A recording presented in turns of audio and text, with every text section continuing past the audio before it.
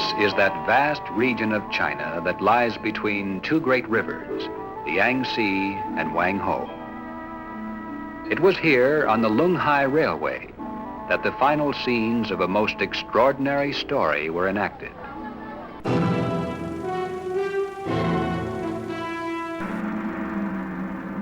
American though he was, John Birch's life ended where it began. For as Asia was the place of his death, so also was Asia the place of his birth. At the foot of the Himalayas, at the headwaters of the Ganges, in Landour, India, John Birch was born to missionary parents on May 28, 1918. Mercer University in Macon, Georgia, is where John decides to be a missionary to China.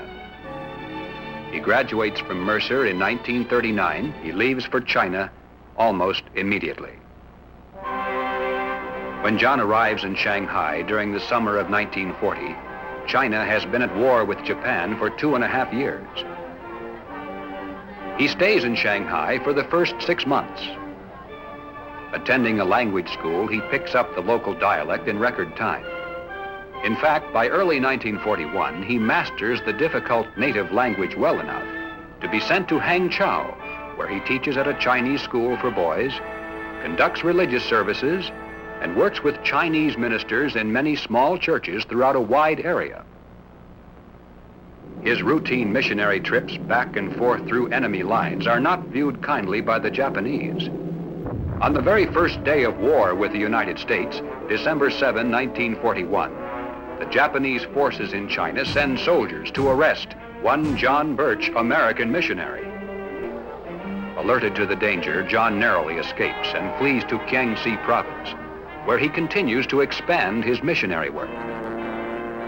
On April 18, 1942, launched from the deck of an aircraft carrier, Colonel James Doolittle leads his famous raid on Tokyo. The pilots know they can never land their bombers on the carrier, so they simply head toward free China as far as their fuel can carry them. They bail out over enemy territory. Meanwhile, John's missionary activity has brought him once again deep into the Japanese-held sector, and the next night finds him inconspicuously seated at a small cafe in Zhejiang province. A stranger approaches and whispers, "If you are an American, please follow me."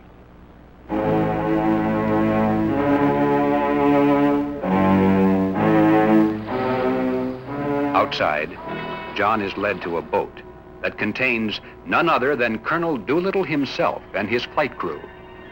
They tell John that they're desperately in need of a translator and help in getting through Japanese lines. And so John leads the group out of enemy territory. On the way to Langji, he tells Colonel Doolittle of his desire now to join the American forces in China, preferably as a chaplain, but in whatever capacity he can be most useful. Sometime later, while in Guilin, and quite by coincidence, John meets General Claire Chennault of the famous Flying Tigers. The general gives him a ride to Chungking in an army transport plane. This is the beginning of a friendship that deepens through the trials of war. On the 4th of July, 1942, John is commissioned as second lieutenant in the United States Army Air Force.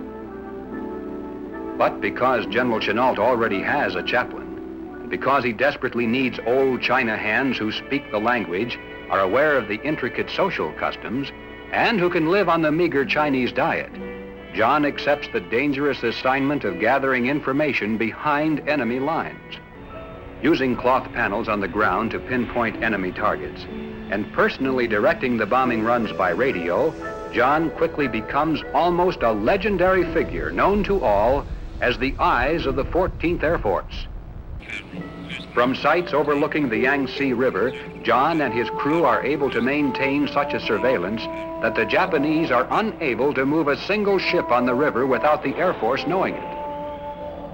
When Air Force pilots have repeated difficulty in finding a particular munition dump, John filters back through enemy lines to a friendly airfield, and then, riding in the nose of the lead bomber, he personally pinpoints the target for the bombardier. The dump is completely destroyed, John undertakes the seemingly impossible task of building 2 emergency airfields. His sincere friendship for the Chinese and devotion to their cause is so unmistakable that literally thousands of coolies labor by the most primitive methods to build his airstrips. These valuable fields, deep in enemy territory, do not cost the U.S. Air Force one single penny. In a moment of meditation, he writes to his parents, "I am growing in the ability to handle men in the achievement of difficult tasks.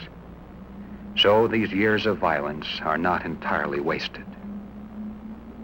In September of 1944, for exceptionally meritorious conduct in performance of outstanding service, General Claire Chennault proudly pins the Legion of Merit on Captain John Birch.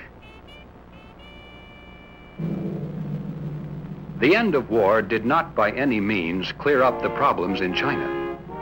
3 million Japanese were now virtually stranded in that vast land they had entered 8 years earlier as conquerors. The resulting chaos demanded that many difficult missions be undertaken to unscramble the confusion. Assigned to one such mission are Captain Grimes, Lieutenant Ogle, and Sergeant Myers of the United States Army, 2 Korean and 5 Chinese enlisted men, Lieutenant Tung of the Chinese Army, and Captain John Birch in command. Shortly after departure, their train is stopped by a break in the tracks of the Lunghai Railroad about 50 miles west of Suzhou. They transfer their gear to a small handcar, despite the warning that there are marauding bands of communist guerrillas ahead.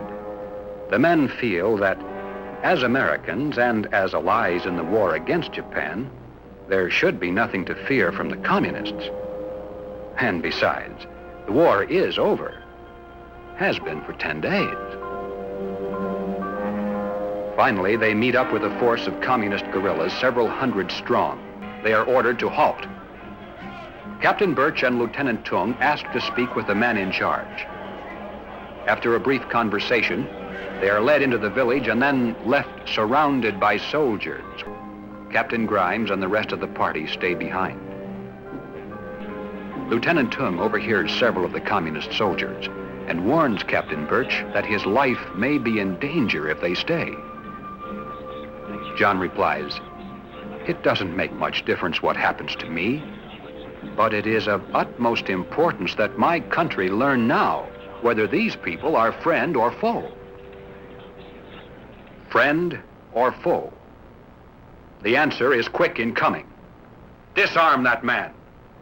Captain Birch demands to know by what authority an American officer is being disarmed. Wait, if he is to be disarmed, let me do it. No, shoot him first.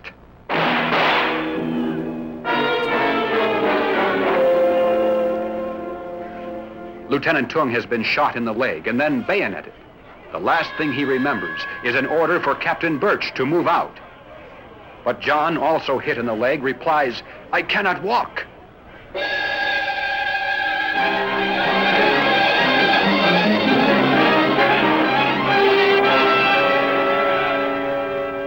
Friend or foe? As the body of John Birch lies lifeless in a ditch, the question is answered.